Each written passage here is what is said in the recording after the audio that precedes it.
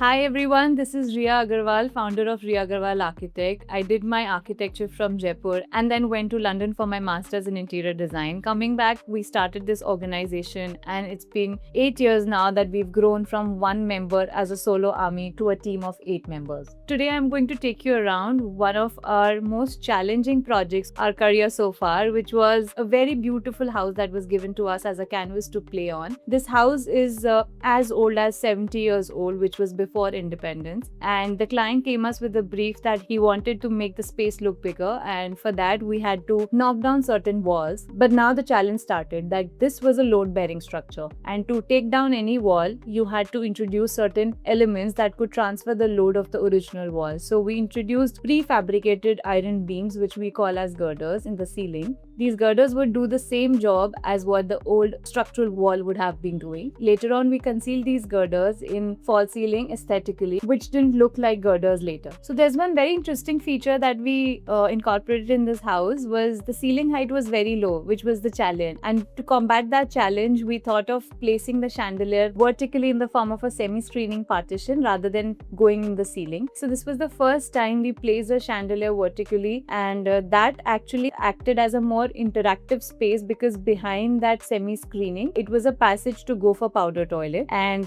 whenever somebody is sitting in the living area, it created a mode of interaction. Also, this chandelier, or I would say a semi-screening, is also kind of interesting even when the chandelier is not put on, but whenever the client have guests at home, they put on the chandelier, which adds on and creates a different imagery. So this is a unique feature that I call has given a sort of an image to the entire house. And a feedback that we got from the client was that whenever somebody comes to their house, they always remember this one feature, or there is a chandelier vertically standing as a part of their semi-screening. This semi-screening, or I would say vertical chandelier, has been designed in blown glass and brass finish. This is another feature which is very interesting and intriguing in the house, which is this partition that we've made for the mandir. It segregates the mandir and the dining area, and the panel that you see has been cladded with a hand-woven fabric which picks onto the color of the mandir artwork and the fabric of the curtain. These colors have been put together to create this art form which gels both the spaces together. So when you just enter the house, the first thing that you see is a kitchen, which is an open kitchen, and it's designed beautifully in a neoclassical style, and we've used very nice muted green color tone in the kitchen panels, which accentuates this entire zone. What I really like about their living room is that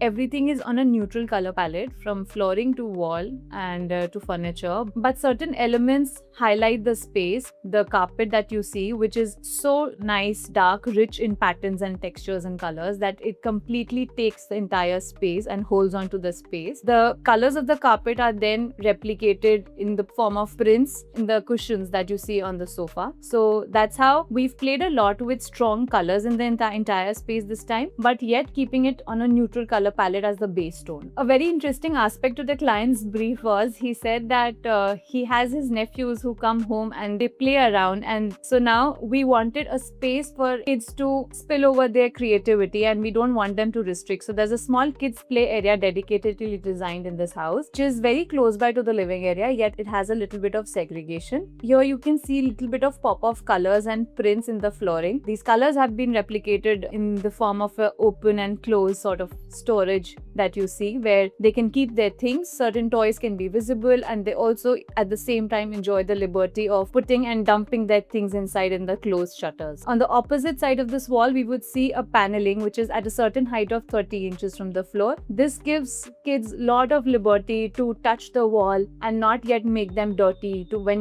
they're playing. So you don't stop them all the time that don't touch on the wall or don't be close to the wall. So this paneling is actually easy to clean, and you can just rub them off with the soap. So that's how it's little kids friendly area designed with respect to the psychology of children. You can find the complete details of this project on Interior Keys, and if you like the work, please go and check us out on Interior Keys for more such works and design stories.